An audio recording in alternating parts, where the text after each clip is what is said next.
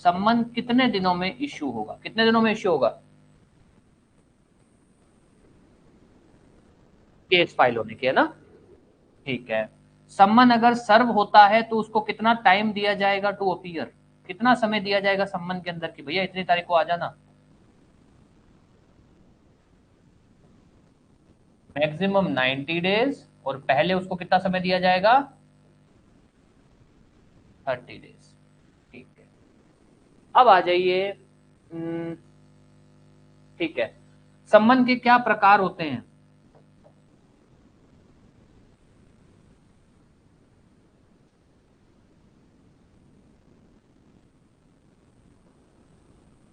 Settlement of issue and. ठीक है। सम्मन का काइंड किस रूल में बताया गया है? रूल 5। गुड। रूल 5। कौन सा रूल है जो ये बताता है कि कोर्ट डिफेंडेंट को पर्सनली बुला सकती है?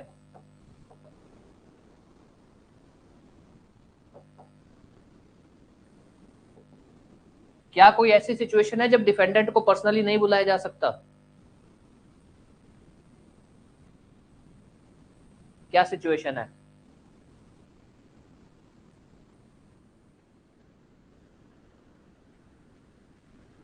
वो तो सम्मन इश्यू नहीं होगा। दो चीजें हैं, ध्यान देना। एक सवाल आपसे ये पूछा जाता है कि कब सम्मन इश्यू नहीं होगा। एक सवाल पूछा जाता है कब डिफेंडेंट को पर्सनली नहीं बुलाया जा सकता। अलग अलग सवाल है ये। इश्यू का तो मतलब है कि उसको बुलाया ही नहीं जाएगा, बात ही खत्म। डिफेंडेंट को बुलाया ही नहीं जा सकता।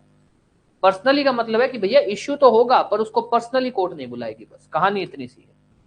सम्मन इश्यू होगा, उसको कहा जाएगा, पर उसको ये कह दिया जाएगा कि तुम खुद मत आओ, तुम बस अपना वकील भेज दो। ये दो टॉपिक है।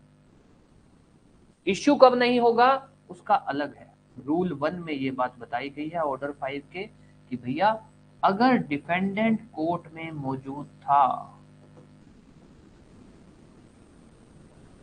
एट टाइम ऑफ प्लेंट, जिस समय प्लेंट फाइल हुई, एंड उसने एडमिट की है प्लेंट की बातें, जो प्लेंट में बातें की है उसको वो मानता है, तब। कब पर्सनली नहीं बुलाया जाएगा वो है रूल 4, जिसमें रूल 4 भी है और सेक्शन भी है। पहले रूल 4 की बात कर लेते हैं। अगर वो कोर्ट की जुरिस्डिक्शन के बाहर रहता है, और कितनी दूर है उसका घर? 50 मील। और दूसरा रूल क्या है? 200 मील। 200 मील वाला रूल कब लगेगा? हाँ, अगर उसके घर से कोर्ट की ट्रांसपोर्ट फैसिलिटी अवेलेबल है। अदरवाइज 50 मील। कि अगर वो बंदा कोर्ट के एरिया से बाहर है और उसका घर कोर्ट से 50 मील दूर है। और 200 मील कब हो जाएगा? अगर ट्रांसपोर्ट फैसिलिटी है, तब 200। ठीक है। इसके अलावा भी दो और के होते हैं कि उसको पर्सनली नहीं बुलाया जा सकता। हाँ, सेक्शन 132 सीपीसी, 133 सीपीसी, ये 4 पॉइंट बनते हैं। चलिए, कौन सा रूल है जो सर्विस ऑफ सम्मन की बात करता है कि सर्विस सम्मन सर्व कैसे होगा? हाँ जी। ठीक है, रूल 21 भी है इनका, आज पढ़ेंगे अपने। बात सही है इनकी, गलत नहीं है। दस्ती सम्मन किस रूल में है? दस्ती सम्मन। सब्स्टिट्यूटेड सर्विस किस में है? याद रखना, या तो वो ये लैंग्वेज पूछ से बोल सकता है सब्स्टिट्यूटेड सर्विस ऑफ सम्मन, या अगर कभी वो ये भी बोल देना सब्स्टिट्यूटेड सम्मन, तब भी एक ही बात है। इसमें है रूल 20। बिल्कुल, रूल 20 सही है। अगर कभी भी रूल नंबर पूछा जाए तो आप रूल 20 ही बोलोगे। अपने ने पढ़ा इसमें रूल 17 20 दोनों है, पर वो अपने अगर 6 नंबर में आए तब अपने को लिखना है। ठीक है। अच्छा, अब थोड़ा सा लेवल बढ़ाते हैं। कौन सा रूल बताता है कि भैया जो सम्मन है वो फैमिली मेंबर पर सर्व हो सकता है?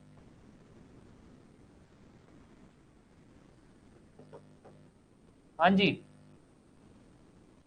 कौन सा रूल है? ठीक है। फैमिली मेंबर कौन होने चाहिए? मेल फीमेल कोई भी हो सकता है क्या? ठीक है, मेल फीमेल कोई भी हो। बच्चे को सर्व कर सकते हैं क्या? तो क्या होना चाहिए, एडल्ट बोल दो या मेजर बोल दो। ठीक है।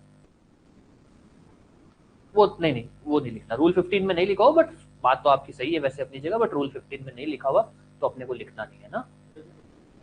नहीं नहीं सर, मेजर इज लाइक उम्र। हाँ मेजर होता है उम्र। नहीं मतलब वैसे बात है, मेजर अलग कंसेप्ट है तो साउंड मैन, तो बात उनकी सही है, पर रूल 15 में नहीं है तो अपने नहीं बोलेंगे इस बारे में अभी। उसके अलावा कुछ भी ऐसा